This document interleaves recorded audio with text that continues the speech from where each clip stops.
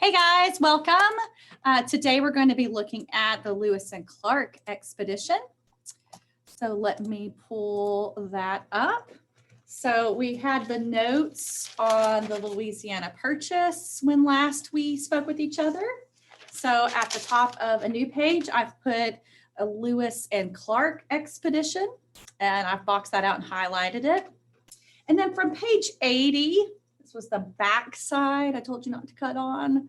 From page 80, I wanted you to cut out and glue in these three primary sources, meaning that these are sources written by the guys that were actually on the trip. These are journal and diary entries written by the guys that were actually on the trip. And it's important that every now and then we look at the writing from different time periods to see if we can figure out what they were trying to tell us. So I'm not going to do that right now with you. I want to make sure we have time to get the notes in. But at the end of the lesson, if you can, go back and read each one and see if you can kind of get the gist, the main idea of what is happening and what they are trying to say. And if you're with your teacher, maybe discuss some of those words that we don't use frequently anymore. Okay, so I just want to make sure that that was included in our notes and practice. All right, Lewis and Clark.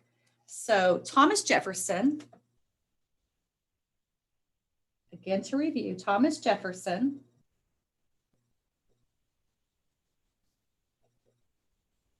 hired Lewis and Clark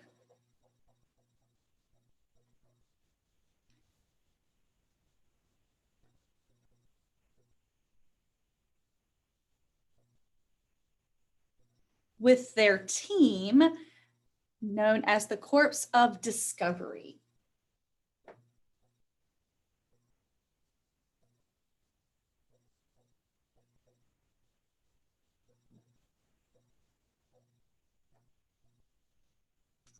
So if you think it like corporation, a group of people working together, Corps of Discovery, they're going out to discover things. So Thomas Jefferson hired Lewis and Clark with their team, the Corps of Discovery. I should have a V, Corps of Discovery, to explore the new territory.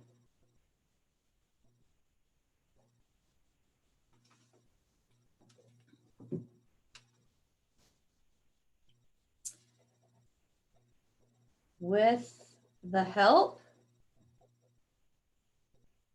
of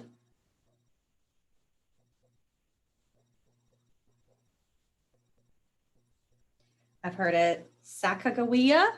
I've heard it Sacagawea. I've heard it a couple different ways. You may have even seen her in the movie Night at the Museum.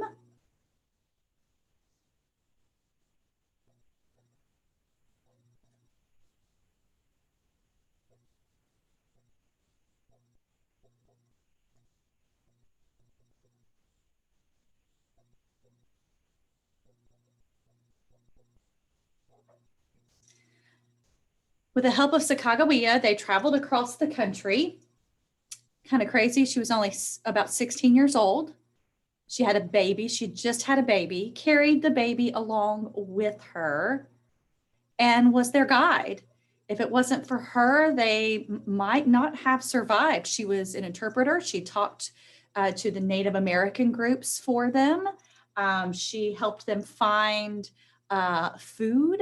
She helped them understand the pathways. Without this young lady, they might not have survived that 2.5-year trip.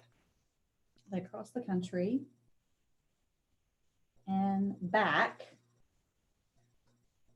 in 2.5 years.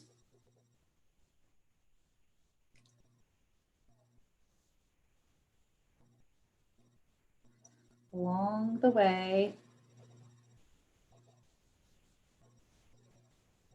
they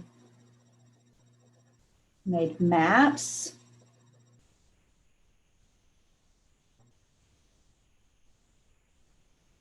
kept journals,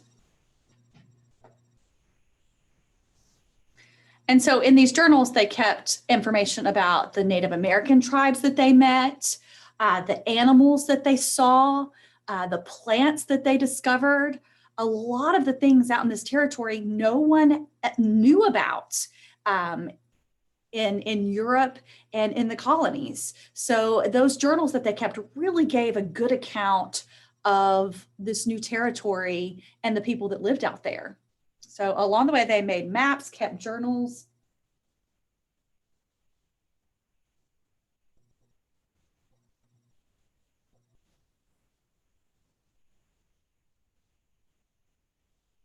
And collected specimens. Those would be specimens of the plants and animals that they found. Of course, they didn't bring back a black bear. That would have been a little big, but anything that they could, capture and still carry, they brought back to show Jefferson what they had discovered, and things that they couldn't bring back, they drew pictures of. They kept all kinds of journals and information and documentation about their exploration. Okay, so I'll give you a moment to get that. Next, we're going to cut out page 81, the kind of brownish box that has the information about Sacagawea in it. So once you have that down, go ahead and cut out. We're going to add her in, which is very important.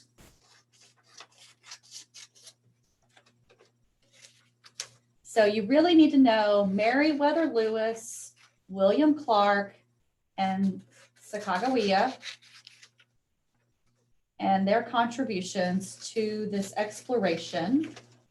And imagine how that would have helped our country. Imagine how knowing a route to the west would inspire others to go and explore. Now there were maps to follow. Now there were news and information about plants and animals and tribes that people could use and go out into this new territory. If it hadn't been for Lewis and Clark and Sacagawea, we might not have seen people in the colonial America area, the 13 states, start moving out west. But with these maps that they could follow and this information, it made them feel braver. It made them feel more confident in going out and exploring that new territory and building homes themselves. So I know that now, we go all the way out to California, but at the time, this information really changed people wanting to move out that way, gave them information and choice. All right, so I'm going to flip the page. And at the top of the next page, I'm going to glue in about Sacagawea.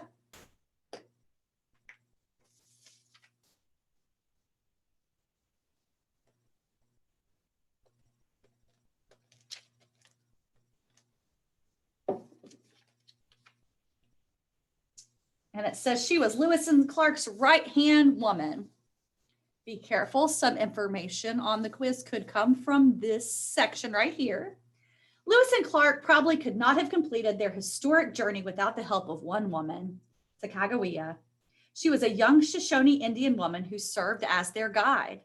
Sacagawea was born in a Shoshone village in present-day Idaho. As a young girl, she was kidnapped by enemy Hidatsa Indians. As a teenager, she was sold to a French-Canadian fur trader named Toussaint Charbonneau. She became his wife. Lewis and Clark hired the couple as interpreters and guides. Sacagawea carried her baby boy on her back along the journey west. This helped the expedition because Indian tribes did not fear the explorers when they saw Sacagawea and her baby. Women did not travel with war parties. So that helped as they approached these different Native American tribes, it helped them think that these weren't invaders coming to fight. When they saw them with women and baby, they thought, oh, well, they come in peace. She taught the explorers land survival skills, showed them how to understand the rivers and landscapes, and helped the party find food and plants to use as medicine. She helped Lewis and Clark bargain with the Shoshone Indians for horses they needed to travel. She even helped save Clark's journals and records when his boat nearly capsized.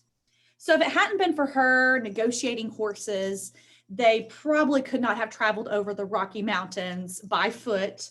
As it was, they were running low on supplies. It was cold up in the mountains and they were very hungry. And luckily with the horses, they were able to make that trip faster than having to do it on foot. She was also able to show them plants that could be eaten and plants that could be used as medicine for when the gentleman got sick along the way.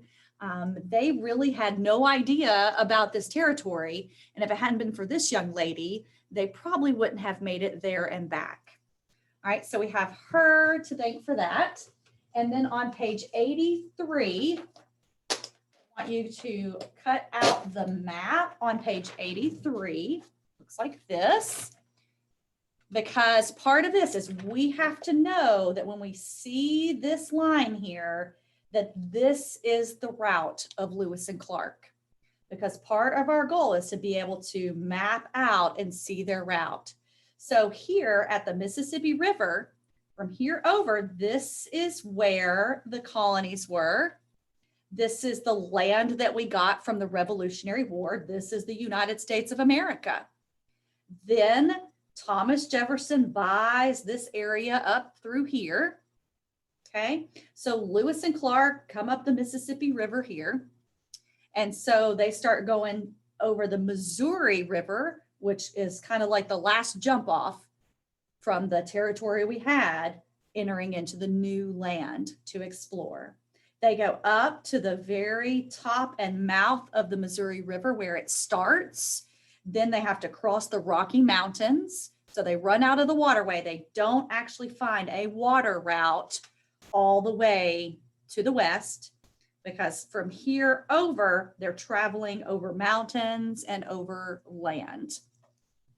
Okay, so when you see that route, your mind should think that is the route of the corpse of discovery of Lewis and Clark and Sacagawea.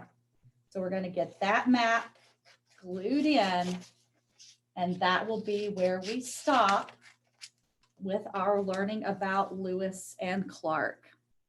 I do hope that you will watch more videos on this expedition. You may even find that you want to know about the dog that went on the trip. The dog actually proved to be quite helpful. He would warn them when large animals such as bears were around the camp. He would help hunt squirrel and other small animals such as rabbit and squirrel and foxes to help feed them. So he had there's several stories and books about that dog that went on the trip with them. So you may want to explore and find out more about that as we go along. Make sure that you look at these also when you're thinking about your quiz, not just about the words that you wrote down, because I want you to do well on your quiz on Friday. All right, bye guys. I'll see you later.